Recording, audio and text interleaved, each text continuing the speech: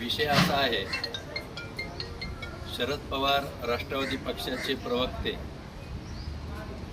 निलेश कराळे यांनी काल स्वतःच्या फेसबुकवर बोलताना देशाचे पंतप्रधान नरेंद्रजी मोदी यांच्या बाबतीत अवमानकारक शब्द काढले. माननीय पंतप्रधानाला अशोभनीय अशी भाषा त्यांनी बोलली आणि म्हणून खऱ्या अर्थाने या राज्यामध्ये, देशामध्ये, समाजामध्ये अराजकता माजवण्यासाठी अशा खालच्या पातळीवर त्यांनी वापरलेल्या भाषेचा निषेध करतो.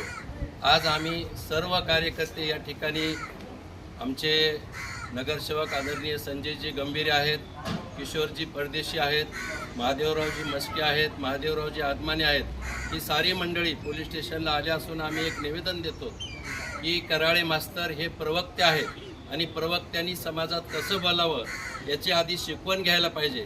तर आम्ही या प्रवक्त्यावर कठोर कारवाई करावी अशी मागणी करणारं निवेदन माननीय पोलीस स्टेशन अंबाजोगाई यांना देत आहोत.